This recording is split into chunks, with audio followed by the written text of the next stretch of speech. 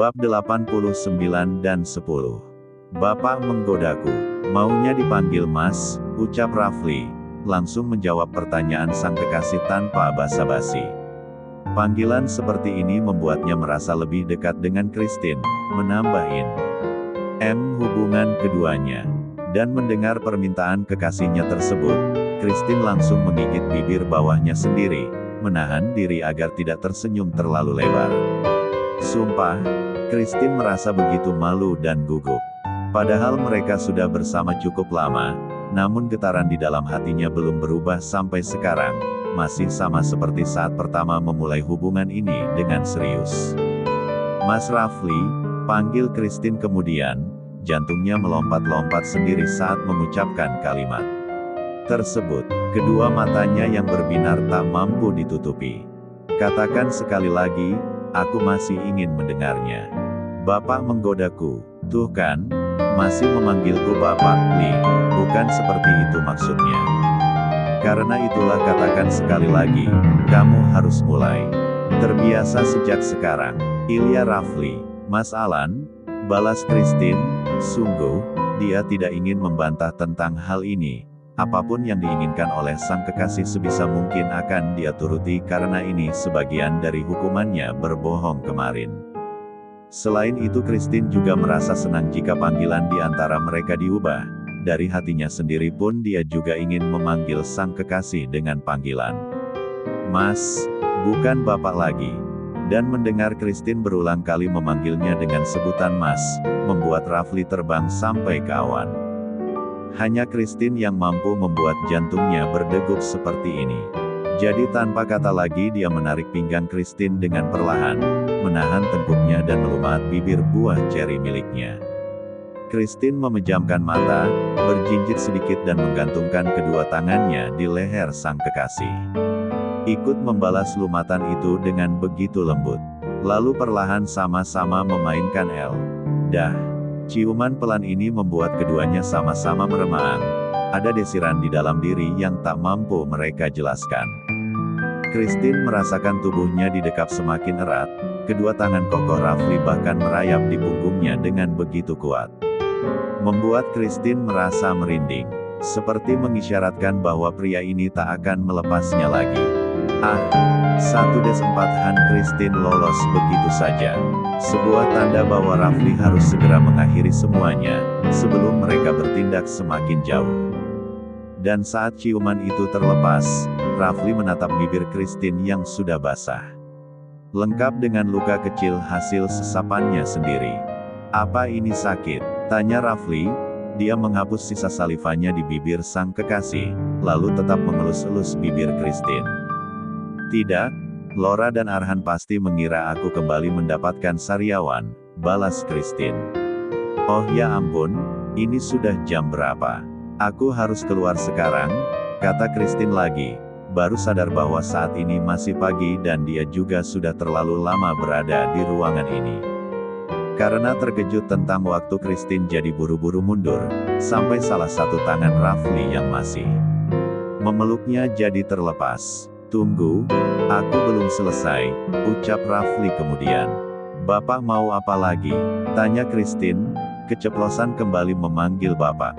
Padahal sejak tadi dia sudah mewanti-wanti pada dirinya sendiri untuk terbiasa dengan sebutan Mas. Christine bahkan sampai terkejut sendiri saat dia mengucapkan kata Bapak tersebut. Dia sontak menutup mulutnya menggunakan salah satu tangan. Maaf, aku keceplosan. Mas mau apa? Tanya Christine. Merevisi dan panggilannya. Sebenarnya tadi aku ingin mencium keningmu. Tapi karena kamu masih memanggilku Bapak jadi ciumannya kuubah. Ubah bagaimana? Mau cium bibir lagi? Tanya Christine belak-belakan. Dia bahkan kembali maju dan langsung menggantungkan kedua tangannya di leher sang kekasih. Tidak merasa takut sedikit pun dengan hukuman yang hendak diberikan oleh sang kekasih. Justru merasa senang tentang hal ini, karena bukan hanya Rafli yang candu dengan bibir buah ceri milik Christine, namun Christine pun kecanduan buah ceri sang kekasih. Bukan? Balas Rafli singkat, lengkap dengan bibir yang tersenyum miring. Di saat kening Christine berkerut, Rafli justru langsung menurunkan kepalanya dan menyesap leher panjang Christine, sampai membekas warna merah di sana. Ahak, des 4H Christine dengan suara tertahan. Kedua tangannya sontak mencengkram kuat pundak sang dosen, tak mampu menahan gejolak diri atas sentuhan tersebut. Hal ini masih sangat baru untuknya, Christine belum terbiasa. Jangan panggil aku bapak lagi atau aku akan membuat tanda itu semakin banyak, ucap Rafli. Dan sungguh Christine begitu bingung dengan ucapan sang kekasih, dia belum mampu memahaminya. Membuat tanda semakin banyak, tanda apa? Tangan kiri Christine lantas menyentuh lehernya yang baru saja disesap oleh sang kekasih, terasa geli dan panas. Sekaligus, tanda apa? Tanya Christine kemudian. Ambil kacamu dan lihat sendiri, balas Rafli. Christine kemudian membuka tasnya yang tadi ia letakkan di atas meja Pak Rafli. Dia mengambil cermin kecil miliknya dan Rafli mengarahkan kaca itu di leher Christine. Kedua mata Christine mendelik saat melihat tanda merah tersebut. Selama ini dia hanya melihat tanda ini di leher Kak Naina dan sekarang ada pula di lehernya. Ih mas, kenapa ada tanda seperti ini? Gugup Christine. Dia refleks memukul dada Rafli. Sementara pria itu justru terkekeh. Jika kamu tidak menutup tanda itu, Laura, Arhan dan semua orang akan langsung tahu bahwa ada seorang pria yang mencium lehermu. Jahat, tutup pakai foundation. Aku tidak bawa foundation. Benarkah? Kalau begitu biarkan semua orang tahu, masih. Rafli terkekeh lagi. Tutup pakai plester luka ya. Tawar Rafli kemudian dan Christine langsung menganggukkan kepalanya dengan cepat. Rafli berjalan menuju lemari, mengambil kotak kesehatan yang tersedia di sana. Meletakkan kotak itu di atas meja kerjanya dan mencari Hansaplas yang memang telah dia siapkan untuk berjaga-jaga. Mendekat, kata Rafli, dia mengambil satu plester dan hendak memasangnya di leher sang kekasih. Christine menurut. Dia mendekat dan mendongak untuk memperlihatkan lehernya. Beberapa saat kemudian, tanda merah itu pun telah tertutup rapat. Masih macam-macam, gerutu Christine. Terima kasih bekalnya, balas Rafli. Dia mengelus puncak kepala Christine dengan lembut sampai membuat gadis itu jadi meleleh lagi, tidak jadi marah. Keluar dari ruangan Pak Rafli, Christine terus mengulum senyum. Rona bahagia di wajahnya tak mampu dia sembunyikan, rasanya bahagia sekali saat hasil kerja kerasnya dihargai seperti ini. Memasak bukanlah sesuatu yang menyenangkan bagi Christine, namun demi sang kekasih dia bersedia melakukannya. Pak Rafli bahkan tidak hanya sekali mengucapkan kata terima kasih untuk bekal tersebut, pria itu mengulanginya sebanyak 5 kali. Lengkap pula dengan elusan bangga di puncak kepala Christine. Loh, Christine, kamu sudah datang. Apa Tuan Rafli sudah ada di dalam juga? Tanya sang sekretaris, sekitar 2 menit lalu dia tiba di sini. Pertanyaannya sontak membuat Christine terkejut, sampai hilang senyum dan kebahagiaan di wajah Christine. Christine kira sang sekretaris belum datang, tahu-tahu sudah memergokinya seperti ini. Ya Kak, Tuan Rafli sudah ada di dalam, ucap Christine, jadi gagap sendiri. Dia lantas buru-buru menundukkan kepalanya untuk memberi hormat dan segera pergi dari sana sebelum kembali diberikan pertanyaan. Di antara langkahnya yang tergesa-gesa, Christine pun terus menyentuh plester di lehernya, meskipun sudah ditutupi tapi hawanya masih saja seperti bisa dilihat oleh orang lain. Tiba di lantai 9 Christine akhirnya bisa bernafas lega, kebetulan Laura dan Arhan pun belum datang. Entah hari ini bagaimana caranya Laura untuk datang ke kantor, sebab pagi tadi Laura tidak memintanya untuk menjemput. Jika tidak pergi dengan Arhan, mungkin Laura mulai membawa mobilnya sendiri. 10 menit kemudian Laura akhirnya tiba dengan wajah yang nampak lesu, sementara Arhan belum menampakkan batang hidungnya. Kamu sudah datang. Tumben sekali datang lebih cepat, ucap Laura. Dia meletakkan tasnya di meja kerja dan menatap Christine intens, tatapannya langsung tertuju ke arah leher sang sahabat. Lehermu kenapa? Tanya Laura lagi. Tegores kukuku sendiri, bohong Christine dengan lancar.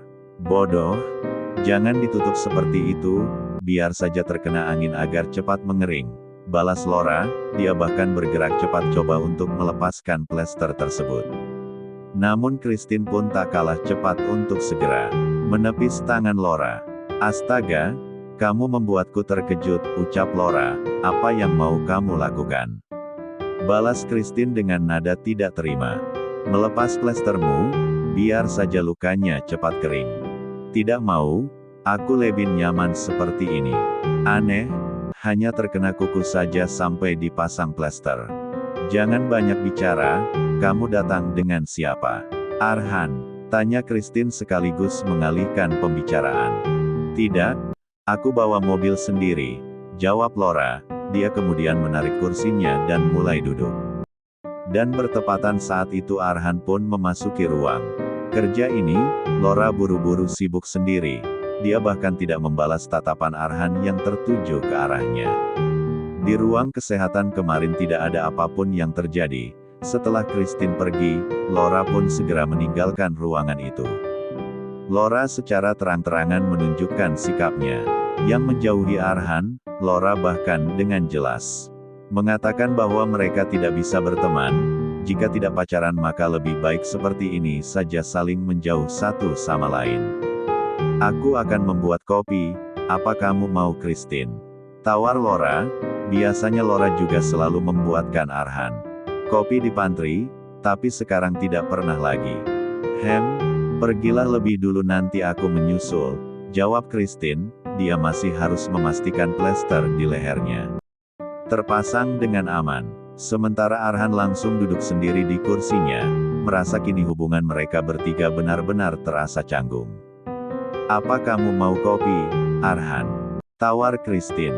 Lehermu kenapa? Balas Arhan, sebab plester di leher itu benar-benar mencuri perhatiannya. Langsung terlihat ketika pertama kali dia menoleh ke arah Christine. Tergores kukuku, kamu mau kopi atau tidak? Tidak usah. Oh iya Christine, apa aku boleh meminta sedikit bantuan? Apa? Katakan pada Laura siang nanti aku ingin bicara. Kenapa tidak mengatakannya sendiri? Dia selalu menghindari aku. Bukankah bagus jika Laura menghindari kamu? Maaf Arhan, bukannya aku mau ikut campur. Tapi kurasa keputusan Laura sekarang sudah tepat. Agar dia tidak menyukai kamu lagi, dia harus mengambil jarak. Dengan begitu lama-lama dia akan melupakan kamu dan mungkin bisa membuka hati untuk yang lain. Jelas Christine panjang lebar, pada akhirnya dia harus jadi orang ketiga yang menjadi perantara di antara Laura dan Arhan. Sebab lama-lama Christine juga jadi kepikiran jika tidak ada kejelasan di antara keduanya. Dan mendengar ucapan Christine tersebut, Arhan jadi terdiam, hanya terdengar halaan nafasnya yang berat. Jika kamu tidak menyukai Laura jangan memberinya harapan dengan memperlakukannya dengan baik. Biarkan saja Laura sembuh dengan caranya sendiri, kata Christine lagi, kemudian mulai berdiri untuk menuju pantry. Beberapa detik menunggu namun Arhan tetap diam. Akhirnya Christine pergi dari sana dan menuju pantry. Melihat Laura yang mulai mengaduk-aduk dua kopi di atas meja, Laura ternyata sudah membuatkan kopi untuk Christine juga. Mau sampai kapan kamu akan mengajukan? Arhan, tanya Christine langsung. Sampai aku mendapatkan incaran baru, balas Laura asal. Sekarang katakan padaku, apa wanita yang kita siram kemarin mantan kekasihnya Pak Rafli? Tanya Laura pula. Semalaman ini dia selalu memikirkan tentang hubungan Christine dan sang dosen. Dia benar-benar belum puas dengan semua hal yang telah dia ketahui. Laura masih ingin tahu lebih banyak. Bukan, dia adalah wanita pilihan mamanya Pak Rafli, jawab Christine. Akhirnya dia berani menjelaskan, ternyata Christine juga butuh tempat untuk bercerita. Maksudmu? Christine akhirnya menceritakan tentang keinginan Oma, menceritakan tentang Tante Indah yang memilih Elvana sebagai calon istri Pak Rafli. Namun belum sempat pernikahan itu terjadi Oma Hazel telah meninggal, tapi hingga sekarang Ivana masih memiliki hubungan yang baik dengan keluarga Rafli. Sementara Christine pun masih menjadi kekasih Pak Rafli hingga sekarang. Laura yang mendengar cerita itu sampai ternganga mulutnya. Namun belum sempat Laura memberikan tanggapan tiba-tiba ada seseorang yang masuk ke pantry. Beliau adalah Ibu Feli. "Laura, Christine," ucap Feli dengan sedikit terkejut, sebab Christine adalah satu-satunya orang yang paling dia hindari di kantor ini. "Pagi Bu," jawab Christine dan Laura bersamaan. "Bu, apa boleh aku dan Christine pinjam ruangan Ibu sebentar? Kami ingin bicara serius, 10 menit saja," celetuk Laura tak tahu diri. Tapi mau bagaimana lagi, dia benar-benar butuh tempat aman untuk membicarakan masalah Christine. "Oh iya, silahkan, aku akan memberi kalian waktu 15 menit, jawab Feli, lalu menelan ludah kasar, sebab melihat tatapan Christine yang dingin. "Terima kasih Bu," jawab Laura. Dengan membawa kopi mereka masing-masing, Christine dan Laura lantas menuju ruangan Ibu Feli. Wanita itu pasti masih berharap untuk jadi menantu di keluarga Rafli. "Christine, kamu harusnya mengambil tindakan tegas. Langsung saja menikah dengan Pak Rafli," ucap Laura langsung. Malah dia yang jadi menggebu-gebu. Sebab benci sekali saat melihat wajah sombong Ivana kemarin. Toh sudah jelas, Pak Rafli sangat mencintai Christine. Jadi pernikahan jelas bukan hal yang sulit bukan? "Aku dan Pak Rafli sama-sama belum ingin menikah Lor. Kami sudah sepakat tentang hal ini. Kalau begitu jangan buat wanita itu begitu dekat dengan calon mertuamu, harusnya kamu yang lebih dekat dengan mamanya Pak Rafli." Christine terdiam. Menghadapi wanita ular seperti itu kamu harus lebih licik Christine, hati Pak Rafli saja tidak cukup. Kamu juga harus mendapatkan hati seluruh keluarganya. Christine belum juga menanggapi, masih bingung sendiri. Harus bagaimana? Jika kamu mencintai Pak Rafli, perjuanganmu jangan tanggung-tanggung. Dapatkan juga hati seluruh keluarganya, apalagi sudah ada ancaman dari ulat bulu, kata Laura lagi. Beberapa saat lalu Christine memberi wejangan pada Arhan dan sekarang dia langsung mendapatkan wejangan pula dari Laura. "Berhentilah memanggil Mama Pak Rafli dengan sebutan tante-tante, panggil beliau dengan sebutan Mama juga. Jangan mau kalah dengan wanita itu," tegas Laura. Christine akhirnya mengangguk. "Baiklah, akan aku coba. Lakukan sekarang, kirimlah pesan pada Tante Indah." "Ih, kenapa kirim pesan? Aku mau bicara apa?" balas Christine. Laura benar-benar membuatnya keder. "Katakan saja selamat pagi Ma, maaf selama ini aku terlalu acuh. Mulai sekarang aku akan menunjukkan keseriusanku dengan Pak Rafli." "Tidak mau," tolak Christine dengan cepat, merasa hal seperti itu lebay sekali untuknya. Tidak ada penolakan, Tante Indah juga pasti senang. Jika beliau tahu kamu mencintai anaknya. Christine terdiam, bibirnya mencebik sebab hatinya sedikit membenarkan ucapan tersebut. Cepat, titah Laura dan Christine tak punya pilihan untuk menolak. Christine lantas mengambil ponselnya di saku celana span yang dia kenakan, lalu mengetik pesan sesuai saran Laura, hanya ada sedikit perbedaan, sedikit sekali di bagian ujung. "Selamat pagi Ma, maaf selama ini aku terlalu acuh. Mulai sekarang aku akan menunjukkan keseriusanku dengan Mas Rafli," tulis Christine dan langsung dia kirim. Laura geli sendiri saat dia membaca pesan itu juga. Geli di bagian Mas Rafli. Hahaha, Laura bergidik geli.